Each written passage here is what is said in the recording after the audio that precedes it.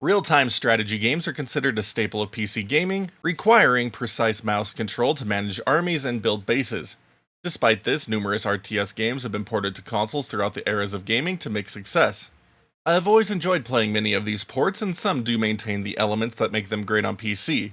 Then you have RTS games designed specifically for consoles that take into account the limitations posed by a controller input. Some work, others don't. But what if you made an RTS for a system that had mouse-like inputs? Say hello to LEGO Battles, an RTS for the Nintendo DS that makes use of the system's touchscreen to give it a proper RTS feel. While still limited in many regards to a PC RTS experience, LEGO Battles provides a solid RTS experience and an overwhelming amount of content to boot. LEGO Battles is broken up into 6 campaigns that span various eras from medieval, colonial, to a spacefaring future. Each has its own plot, such as saving your kingdom from an invading faction or trying to find hidden treasure. Each is fairly simplistic, which isn't unexpected or bad. They do the job of conveying a purpose for your current mission well enough. Pre-mission briefings are where most of the plot is conveyed, along with setting up your current mission objectives. Numerous cutscenes play throughout each campaign, bringing with them the usual unvoiced LEGO game charm.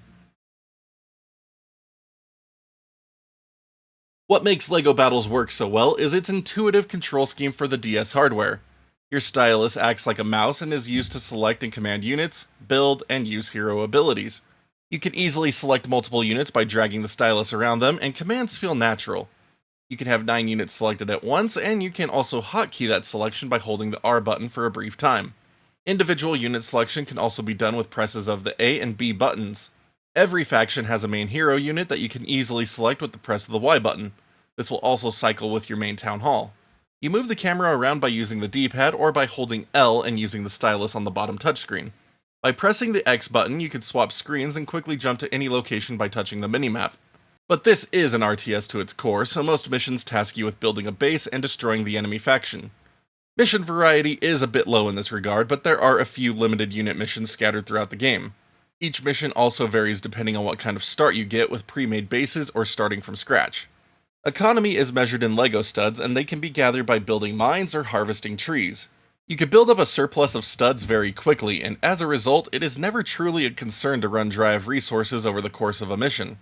You also won't need to waste much of your population limit on workers, as 3 to 4 are typically more than enough to do everything you need for both economy and building or repairs. Base building is done easily by selecting a builder and using a side tab on the top left of the touchscreen to bring up the building tab. You will then select your building and place it on acceptable terrain to begin construction. You can also assign multiple builders to a building to increase its construction speed if desired. Building selection is decent, with things like farms to increase available unit counts and barracks to build troops, plus the advanced special unit building that varies by faction, and mines that will automatically generate resources. You even get guard towers to help defend your bases, though the number of missions you actually get attacked is a bit underwhelming. Guard towers also become upgradable later in each campaign to increase their strength and attack power. Again, if a building gets damaged, you can have a worker easily repair it. Unit variety is pretty low, with each faction having its hero unit, 3 types of barracks troops, and a couple of special units unique to each faction. Basic units are broken down into melee, range, and mounted types. Special units vary by the game era, with medieval having typical siege weapons and dragons. Colonial focuses on naval units, and space has a flying focus. Considering it is a DS game and the ample missions, unlocks, and skirmish modes available, I am willing to forgive its simplicity in this regard.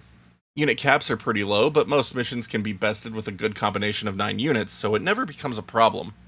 It also helps that your hero unit functions as a healer for your forces. Targeting an enemy unit with your selected forces will have them attack it, making combat pretty simple. Your hero has spells that can be cast by using the pull-out menu at the top left of the screen, but I never use them much during my time with the game. Audio work for LEGO Battles is decent. Unit movement and selection sounds get a bit monotonous, which is fairly common in RTS games.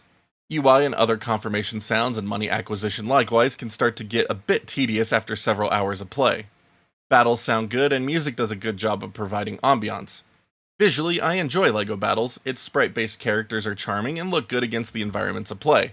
Fog of War is implemented nicely into the experience, and I like the cloud-like appearance for unexplored areas.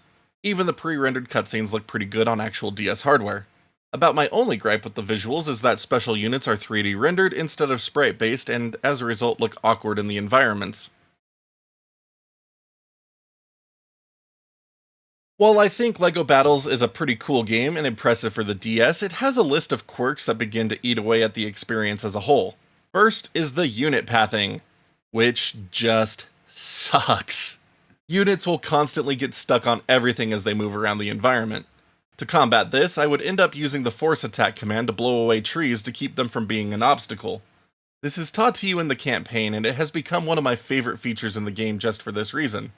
Attacking enemy units can also be difficult at times, as you have to press on them in specific areas for the command to register. You also want to make sure to unselect any workers before trying to build anything, as they will just run over to the building regardless of whether it needs repairs or not. The colonial campaigns were also a low point in the journey for me, as the naval experience just wasn't that fun or enjoyable. Medieval and space are the far better campaigns, and it isn't even close. The amount of collectibles in each level is also more than I personally want to deal with, but it is cool to be able to unlock so much stuff as a trade-off. As I just mentioned, there are a ton of collectibles in each level of the 6 campaigns. 20 blue studs are present in each, with the occasional mini kit or red brick as well. Some are easy to find with simple exploration, but others require cutting down trees to find or building bridges or ships to obtain. Again, it is too much for my tastes, but it will keep completionists hunting for days. The nice aspect of hunting down each collectible is that even after you finish a mission, you can keep playing the map until you find everything possible. This is a great inclusion, and if I were inclined to hunt down everything, I would exploit it like no other. But after you have worked your way through the campaigns, single-player skirmish modes are also available with varying rules for you to enjoy with your unlocks. Multiplayer is also available for those who have someone to play the game with on a second DS system. There really is no end to the amount of time you could sink into LEGO Battles, even today. For a 2009 Nintendo DS game, LEGO Battles is pretty impressive and overall fun despite its problems and limitations. Controls are amazing and make perfect use of the DS's features. 4 of its 6 campaigns are pretty enjoyable, and if you are into finding collectibles, there are so many here that it borders on ridiculous. Multiplayer and single-player skirmish modes also ensure there is a lot to do even after the main game is done. It also looks great and has a decent soundscape. Overall, it is worth checking out if you are a fan of RTS or LEGO games. Thank you for making it to the end of today's review on LEGO Battles. Again, a really fun RTS to see on hardware like the Nintendo DS. The system was really built for RTS games, and it's a little sad we didn't see more of them, because I think we just got LEGO Battles and then a sequel, LEGO Battles Ninjago. I haven't played that one yet, but I'm hoping that it improved upon some of the limitations of the original, because, yeah, that'd be great. But again, a couple of quirks here and there, but overall, a pretty fun experience. Just really didn't care for the naval stuff, personally, but otherwise, I really did enjoy my time with it. Great game. But again, thank you. Here at the end, usual favors. Thumbs up, thumbs down, depending on how much you like this one, as well as hitting that sub button notification bell so you can see when new videos go live on the channel, as there's always more coming your way. And if you'd like to help support us, check out that join button here on YouTube. But until next time, my wonderful internet peeps, y'all stay awesome, keep on gaming, and we'll see you all back next video.